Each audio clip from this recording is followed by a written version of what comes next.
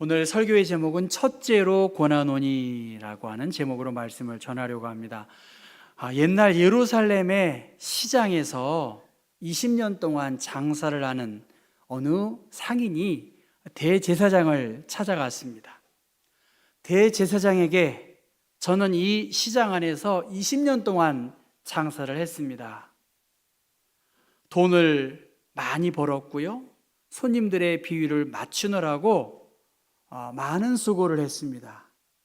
그런데 사느라고 너무나 지쳐서 더 이상 돈도 사랑도 명예도 다 소용이 없네요. 이제 내 마지막 하나의 소원이 있는데 지성소에 들어가서 하나님을 좀 만나고 싶습니다. 그렇게 이야기했다는 것입니다. 굳이 치면은 예를 들면 이 강단을 지성소라고 볼 수가 있겠고 여기를 성사라고 그냥 쉽게 이야기하겠지만 유대인의 회당은 지성소와 성소로, 성전은 지성소와 성소로 구분되어 있고요. 사실은 사람들이 이 성소에 들어와서 예배를 드리지 못하고 마당 뜰에서 예배를 드리는 상황이었습니다. 제사장들이라고 해서 지성소에 들어올 수 있는 것이 아니라 지성소는 누구만 들어가죠? 대제사장이 1년에 딱 한 번 이스라엘 모든 백성들의 죄를 하나님께 용서 빌기 위해서 한 번 대속죄에만 들어가는 것입니다. 그러니까 대제사장이 그 상인의 요청을 받아들일 수 없게 되었죠. 이것을 설명했음에도 불구하고 계속 지성소에 들어가서 하나님을 만나고 싶다는 거예요. 그래서 대제사장이 조건을 걸었습니다. 당신이 3년 동안 침묵하고 쓰레기를 치우면 내가 한번 알아보겠다고 그렇게 이야기하고 3년 동안 이 사람은 침묵하고 쓰레기를 줍고 그날이 오기를 기다렸고 그날이 드디어 온 것이죠. 그래서 대제사장이 이 장사꾼을 데리고 성전 안으로 들어가면서 저기 보이는 저 문을 열면 바로 성소에 들어갈 것이고 성소를 지나면 지성소에 들어갈 수 있습니다. 그렇게 이야기했습니다. 그러면서 부디 그 지성소에서 하나님을 만나십시오. 그렇게 부탁을 했습니다. 이 상인은 떨리는 마음을 가지고 성소에 들어갔어요. 너무나 거룩해요. 휘황찬란한 거룩함을 경험했기 때문에 그 3년의 시간이 조금도 아깝지 않았습니다. 그리고 그 성소를 지나서 부딪히면 요 뒤에 문으로 생각해 보십시오. 요 뒤에 문이 있잖아요. 이제 저 지성소의 문을 향해 들어가는 그 순간입니다. 그래서 지성소의 문을 활짝 여니까 어떻게 됐을까요? 환한 밝은 빛이 그 상인의 눈에 들어왔습니다. 그런데 그 환한 빛이 들어온 그 순간 다음에 시끄러운 소리가 들린 거예요. 굉장히 시끄러운 어수선한 소리가 들렸습니다. 이거 사세요, 저거 사세요. 이게 내 거야, 깎아주세요. 내 건데 왜 네 거냐? 막 싸움을 하고 멱살을 잡고 아우성치는 그러한 소리가 들린 것이죠. 어디일까요? 그가 20년 이상 일했던 시장 한복판이었던 것입니다. 자기의 눈과 귀를 의심하는 상인에게 대제사장이 말한 그 말이 들렸습니다. 거기가 바로 당신이 찾던 지성소다. 부디 거기에서 하나님을 만나야 한다 하는 그 마음을 갖게 되었다는 것입니다. 여기서 말하는 거기 어디일까요? 하나님을 만나려고 하는 곳이 휘황찬란한 그러한 성소, 지성소 그것도 있겠지만 우리의 삶의 현장에서 기도하지 않고는 살아갈 수 없는 그 열정과 수고와 모든 것이 녹아난 그곳에서 하나님을 만날 수 있다는 거예요. 야곱이 하나님의 천사와 씨름했습니다. 자기의 힘으로는 이길 수 없는 그 야곱을 하나님께서는 어떻게 했나요? 그 간절함을 가지고 문제 속에서 씨름하는 그 야곱에게 비로소 하나님께서 거기에서 축복을 하셨다고 제가 설교했습니다. 여러분 무슨 말입니까? 하나님을 만나기 위해서 우리가 교회에 왔어요. 은혜 받기 위해서 우리가 교회에 왔어요. 세상에서는 조금 그러려니 하고 참았어요. 우리가 성소에 왔어요. 지성소에 왔어요. 그래서 그렇게 고대하고 사모했던 하나님을 만나기 위해서 문을 확 열고 들어왔어요. 들어오니까 여러분, 무엇이 보이시나요? 내 마음에 들지 않는 사람이 보이는 거예요. 나를 지나치고 무시하고 눈도 마주치지 않는 사람이 보이는 거예요. 괴로운 거예요. 하나님은 사랑하겠는데 저 사람은 못 사랑하겠어. 여러분은 어떻습니까? 여러분의 지성소는 뭐예요? 여러분이 기도하고 소원하고 그 먼 시간을 들여서 교회에 오셨어요. 전 굉장히 그런 면에서 고맙고 감사하고 이 시간을 어떻게 더 은혜롭게 인도해야 될까? 솔직히 밤잠을 못 잘 때가 너무나 많아요. 그런데 문을 여는 순간 내 마음에 안 맞는 사람이 이곳에 있는 거야. 눈도 마주치지 않고 그 속에서 거기에서 하나님을 만나야 한다라고 대제사장은 말하고 있다는 것입니다. 나를 험담하고 있는 사람, 나에게 불만을 갖고 있는 사람, 하나님을 사랑하면서도 정말로 가까이에 있는 이웃도 사랑하지 못하면서 내가 그리스도인인가라고 하는 것을 되물어야 하는 그러한 물음 앞에 선 것입니다. 오늘 디모데전서와 디모데후서는 목회 서신이라고 그래요.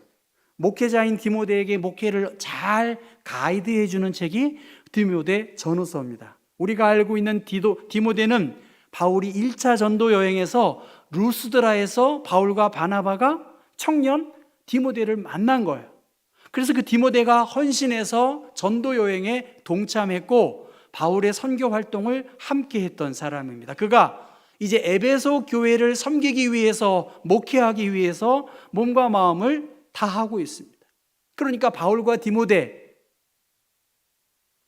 바나바도 마찬가지고요. 그들의 삶의 현장은 고난의 연속이었습니다. 수많은 이론과 수많은 사신 우상과 더불어 바울은 온몸을 다하여 그 복음의 중심에 서 있었습니다. 유혹이 있었고요, 매맞음이 있었고 핍박이 있었습니다. 신앙을 지킨다는 것이 그렇게 간단치 않더라고요. 저희 중고등학교 어린이들 친구들 결혼식이 있어서 제가 갔어요. 친구들이 한 테이블에 앉아서 식사했습니다. 제가 목사이니까 물어봅니다. 너 교회 잘 다니냐? 내가 시험이 들어서 나 교회 안 다닌다. 그 친구의 마음을 제가 어느 정도는 이해합니다. 그런데 솔직한 얘기로 그 시험에 많은 책임은 우리에게 있는 거예요. 어떻게 우리의 입술에서 이렇게 시험에 든다는 말이 이렇게 쉽게 나올까요?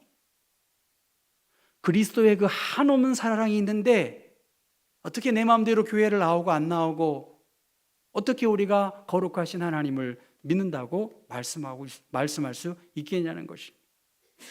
지금 바울은 디모데전서 1장 뒷부분에 후메네오와 알렉산더에 대해서 소개하고 있습니다. 나의 믿음의 아들, 나의 영적인 아들 디모데야, 내가 네게 이 교훈으로서 명하노니 전에 너를 지도한 예언을 따라 그것으로 선한 싸움을 싸우며 1장 19절 믿음과 착한 양심을 가지라. 어떤 이들은 이 양심을 버렸고 이 믿음에 관하여는 파선했다 하면서 후메네오와 알렉산더를 소개하고 있습니다. 바울이 그의 인생의 마지막 목회의 지침을 디모데에게 주면서 내가 이 후메네오 때문에, 내가 이 알렉산더 때문에 너무나 힘들었다. 이들을 출교시켜버렸다. 디모데후서 2장 17절의 말씀 보면 그들의 말은 악성 종양이 퍼져나감과 같은데 그 중에 후메네오와 빌레도가 있느니라 그렇게 말했습니다. 그러니까 이 후메네오는 그의 말이 악성 종양처럼 그 교회 공동체에 퍼져나가서 출교시켜버린 거예요. 그리고 디모데후서 4장 14절 15절 말씀 보면 구리 세공업자 알렉산더가 내게 해를 많이 입혔다. 주께서 그 행한 대로 갚으시겠다. 너도 주의해라. 그가 우리 말을 심히 대적했다. 그렇게 말씀하십니다. 그러면서 내가 첫째로 너에게 권한다. 후메네오와 알렉산더, 그가 그 공동체를 건강하게 하지 못했고 출교시켰는데 너는 선한 양심을 가지고 하나님의 말씀에 창념하고 영적인 전투에서 승리하여서 이 에베소 교회를 잘 목회해라. 교회가 좀 교회되게 반듯하게 그 일을 하라고 말한 것이죠. 내가 첫째로 권하노니 무엇입니까? 모든 사람을 위하여 간구와 기도와 도고와 감사를 하라는 겁니다. 사도 바울이 감옥에 있다가 잠시 나와서 그의 인생의 마지막 때에 산전수전을 다 겪은 그 바울이 믿음의 아들 디모데에게 하나님께서 예비하신 저 천국을 바라보고 남겨준 디모데에게 말은 기도하라는 거예요. 여러분, 따라하겠습니다. 기도하라. 여러분, 기도하라는 거예요. 너무나 많은 어려움이 많이 있는데 특별히 내가 첫째로 권하노니 모든 사람을 위해서 기도하라는 거예요. 모든 사람. 그런데 모든 사람이 오늘 1절부터 6절까지 5번이 나와요. 그런데 임금들과 높은 지위에 있는 모든 사람을 위하여 기도하라는 거예요. 우리가 모든 경건과 단정함으로 고요하고 평안한 생활을 하게 하기 위해서 임금들과 높은 지위에 있는 사람들을 위하여 기도하라는 겁니다. 그 기도가 간구와 기도와 도고와 감사라고 그렇게 이야기했습니다. 하나님께 간청하는 거야. 뉘앙스가 조금 차이가 있지만 긴급한 상황에서 개인이나 공동체가 하나님께 특별한 어떤 소원을 가지고 기도하는 것이 간구겠지요. 기도는 일반적인 그러한 기도이겠고요. 그러면 도고는 뭘까요? 남을 위한 청원, 간청입니다. 신약 성경에는 이 도고가 2번 나오는데요. 원어의 의미의 2번입니다. 디모데전서 4장 5절의 말씀 보면 하나님의 말씀과 기도로 거룩하여짐이라. 여기서 말하는 거룩하여짐이라고 하는 것은 다른 사람을 위하여 기도하고 중보하는 것, 그것이 그 사람이 거룩해진다는 거예요. 여러분, 중보 기도가 뭡니까? 교회의 하나됨을 위해서 기도하는 거예요. 교회의 하나됨을 위해서 자기를 고집하는 게 아니에요. 자기의 감정을 주의주장하는 거 아니에요. 공동체를 위해서 삶으로 하나됨을 보여줄 수 있는 사람, 그러니까 이러한 모습을 가지고 있는 사람은 거룩할 수밖에 없는 것이겠죠. 그리고 감사도 마찬가지겠죠. 주님께서 베풀어 주신 은총에 대하여 감사하는 것입니다. 그러니까 간구와 기도와 도고와 감사가 다른 말이 아니라 점점점 기도의 깊이가 쌓이고 쌓이고 쌓이는 것이죠. 자신을 하나님 앞에 내려놓고 하나님과 영적으로 교제하고 교회와 가족과 이웃과 나라와 민족을 위해서 기도하고 마지막으로 하나님의 인도하심을 살피는 것, 그리고 자신을 살피는 것이죠. 영적인 성숙을 위해서 모든 장소에서 모든 사람을 위하여 기도하는 것, 그것이 중보기도라. 아멘인가요? 나만 좋은 사람 몇몇 모여서 그건 중보기도가 아닙니다. 오늘 기도의 대상이 누구예요? 임금과 지위가 높은 사람들이. 왜 그럴까요? 우리가 알고 있듯이 그 당시에 로마의 통치와 지배를 임금들과 높은 지위에 있는 사람들의 결정이 중요하기 때문인 것이죠. 그래야 우리가 주님을 깊이 생각하며 경건하고 평화롭게 안정되게 생활할 수 있기 때문에 그 리더십과 지도력을 위해서 기도하라는 것입니다. 예수님도 총독 빌라도에게 죄 없음에도 불구하고 십자가의 형을 선고받았습니다. 바울 또한 베스도 총독에게 죄 없음에도 불구하고 로마로 압송되었습니다. 그러니까 통치자들은 경건과 단정과 고요와 평안을 위해서, 그들의 합리적 판단을 위해서 기도하는 것이고, 그들의 영향이 우리에게도 영향이 있기 때문에 사회와 나라가 더 안정되게 하기 위해서, 일상의 생활을 위해서라도 임금들과 높은 지위에 있는 사람들을 위해서 기도하라는 것입니다. 여러분, 저는 지난번에 옥인교회에서 설교를 한번 한 적이 있습니다. 사실 합동 측에서 설교 받는 기장 목사들이 그렇게 많지 않아요. 여러분들은 어떻게 생각하실지 모르지만, 그런데 저 동독교회라고 있습니다. 여러분 인터넷에 한번 찾아보세요. 얼마나 큰 교회고 저 교회가 어떤 어려움이 있었는지를 한번 찾아보세요. 그 교회 전임 사역자 14명이 경복교회를 왔습니다. 그래서 제가 일부러 동독교회 온 거 환영한다고 모니터에도 그렇게 써놨습니다. 그러면서 그 목사님이 우리 교육자 14명을 위해서 기도해 달라는 거예요.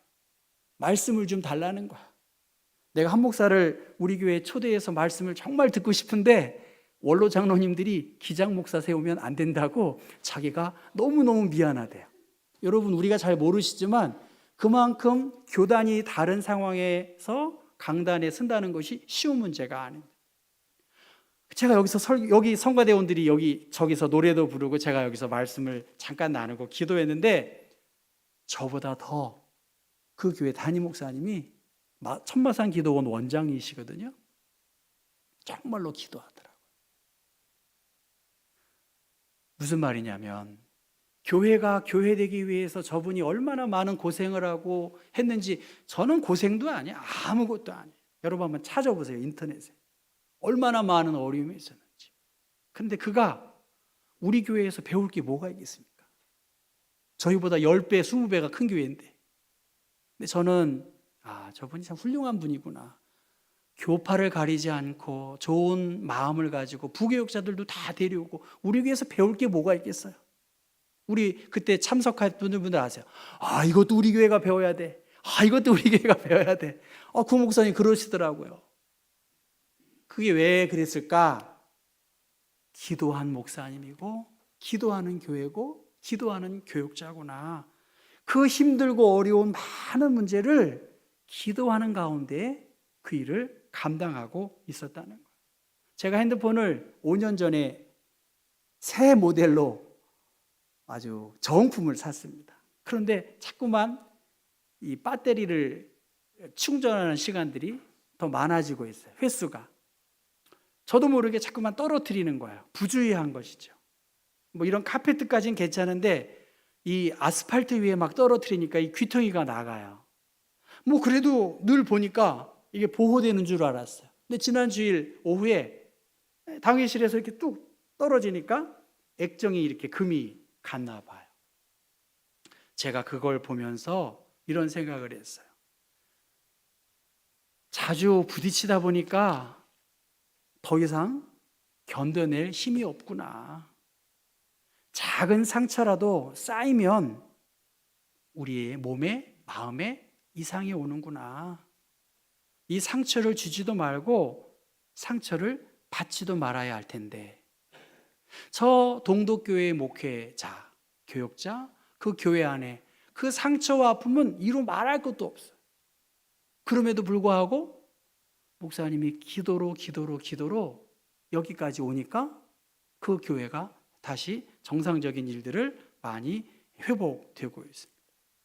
교회의 지도자들은 혹은 세상의 지도자들은 사람에게 보여줄 수밖에 없고 영향을 주고 받고 민감한 공동체입니다. 그렇기 때문에 오늘 우리들이 예레미야 29장 말씀 보면 너희는 내가 사로잡혀 가게 한 그 성읍의 평안을 구하고 그를 위하여 여호와께 기도하라. 이는 그 성읍이 평안함으로 너희도 평안할 것임이라. 그렇게 말씀하고 있습니다. 우리 경복교회가 무엇을 해야 될까? 기도해야 되는 거죠. 어떻게 기도해야 될까? 오늘 하나님은 모든 사람이 구원을 받으며 진리를 아는 데에 이르기를 원하셔요. 이게 하나님이 원하시는 거예요. 하나님은 한 분이시고 하나님과 사람 사이의 중보자도 한 분이세요. 그 중보자가 누구이십니까? 그리스도 예수세요. 그 예수께서 모든 사람을 위하여 자기를 제물로 하나님께 드렸다는 것입니다. 하나님은 한 분이시라고 하는 것은 알파와 오메가가 되어주시고 시간과 공간의 모든 것이 되어주시기 때문에 우리들은 모든 사람을 위하여 함께 기도해야 된다는 것입니다. 암에 걸렸는데요, 암을 수술하지 않고 믿음으로 암과 동행하는 어느 권사님 이야기를 제가 들었습니다. 그 권사님은 가족과 이웃에 대한 사랑을 아주 많이 베풀었다고 합니다.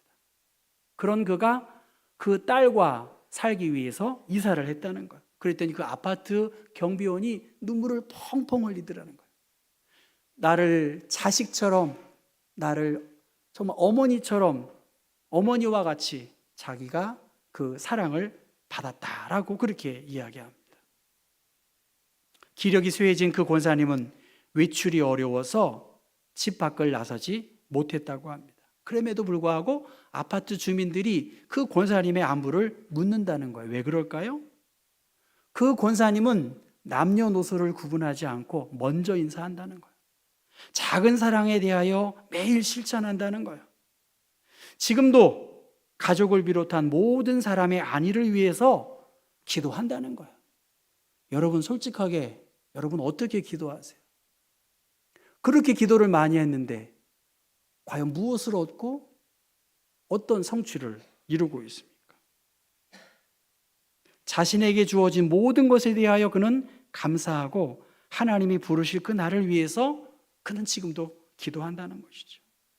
그 권사님은 지성소에서 하나님과 깊은 교제를 하고 중보하는 마음으로 그 일을 감당한 것입니다. 사회학자 니콜라스 루만이라고 하는 사람은 종교의 고유한 기능은 사회의 복잡성을 해소하는 데 있다 그랬습니다. 사회의 복잡한 것을 해소하는 것이 종교의 기능입니다. 당회가 복잡해진다? 재직들이 복잡하다? 세상에 사는 것도 힘들고 어려운데 교회에 와서 복잡하면 10중 8구 그 교회와 그 멤버들은 잘못 하나님을 믿는 것입니다. 왜 복잡하게 예수를 믿고 잘못 신앙생활을 합니까? 캔터베리 대주교를 지낸 로완 윌리엄스는 서로를 올바르게 대하는 것, 서로를 알기 위해서 충분한 시간과 공을 들이는 것, 타인을 향한 상냥한 호기심으로 존중하며 대하는 것, 이것이 종교의 중심이라는 거예요. 지금 믿음의 아들 디모데에게 내가 첫째로 권하노니 모든 사람을 위하여 기도하라고 유언처럼 남겼습니다. 예수님은 참 하나님이시고 참 인간으로 이 땅에 오셨고 그가 죽으심으로 우리의 중보자가 되어주셨습니다. 우리는 민수기 말씀을 읽고 있습니다. 저는 26장, 27장 읽으면서 모세가 땅 분배를 그가 감당했는데 슬로보아스의 딸들이 아버지가 죽고 땅을 얻지 못한 것에 대하여 문제를 제기했습니다. 그러니까 어떻게 했나요? 모세가 하나님께 기도했습니다. 하나님은 그 모세의 기도를 들으시고 그 슬로보아스의 딸들에게 기업을 주셨습니다. 그리고 여호수아를 통해서 약속의 땅에 이르게 하도록 하나님의 영이 머무는 그의 리더십을 돕고 섬겼습니다. 여러분, 저는 오늘 첫째로 권하노니 우리가 중보에 대한 이해를 어떻게 하고 계세요? 이곳에서만 중보의 기도가 아니라 나와 반대되고 나와 다른 사람들을 어떻게 하나로 이루면서 그것이 진짜 중보지, 죄송하지만 나머지는 중보가 아니에요. 그건 성경에 나와 있지도 않는 내용이에요. 합심하여서 나라의 평안을 위해서, 교회를 위해서, 민족을 위해서 기도하는 게 그게 기도예요. 내가 첫째로 권하노니 후메네오와 알렉산더 다 하고 그가 마지막으로 목회가 뭐냐는 거, 여러분이 무엇으로 하나님께 영광을 돌릴 수 있겠습니까? 오늘은 내일이 스승의 날이기도 하고 또 성년의 날이기도 하고 많은 일들이 많이 있습니다. 여러분 귀하게 여겨야 돼요. 우리 어르신들 전 정말 잘해드리고 싶어요. 저는 우리 전임 목사님들 정말로 잘해드리고 싶고 어린이들, 청소년들 정말 잘해드리고 싶어요. 그것이 우리 교회에 하나님이 주신 귀한 기회라고 믿습니다. 그들을 위해서 기도하고 그들을 위해서 중보하고 잘 섬기는 것입니다. 교회가 하나 되는 일들을 위해서 힘써서 기도해야 돼요. 목사를 위해서 여러분 기도해 주셔야 돼요. 교회의 방향과 비전이 더 견고하게 설 수 있기 때문입니다. 임금들과 높은 지위에 있는 모든 사람을 위해서 우리가 기도해야 하지, 어느 목사가 상처 주기 위해서 교회 목회하고 있습니까? 어느 교인이 상처 주기 위해서 그 역할을 감당하겠습니까? 우리의 기도의 제목은 먼 곳에서 찾지 마시고 교회 공간 안에서 내가 중보자로, 중보 기도의 제목이 보여야지 진짜 기도입니다. 정말로 주의 이름으로 부탁을 합니다. 가장 시급한 문제, 가장 중요한 문제, 그렇게 기도하지 않으면 죄송하지만 기도가 아니에요. 하나님이 기뻐하지 않으세요. 우리의 삶의 현장에서 다를 수 있습니다. 충분히 다를 수 있어요. 그러나 하나됨을 위해서 교회의 공예배와 공공장소에서 그 비전을 놓고 기도하고 헌신하는 것, 거기에 힘을 모으고 마음을 모아야 되는 것, 그렇지 않고서는 내가 후메네오가 될 수 있고 내가 알렉산더가 될 수 있어요. 제가 그 역할을 할 수도 있어요. 여러분의 본분에 맞게 저 또한 경복교회 목사의 본분에 잃지 않고 정말 교회를 위해서 중보하고 또 중보하고 하나님이 기뻐하시는 일들, 가장 시급한 문제 기도하라는 것입니다. 그러할 때 하나님이 우리 가운데에 주님의 더 선한 일들을 들어 나타낼 줄로 믿습니다.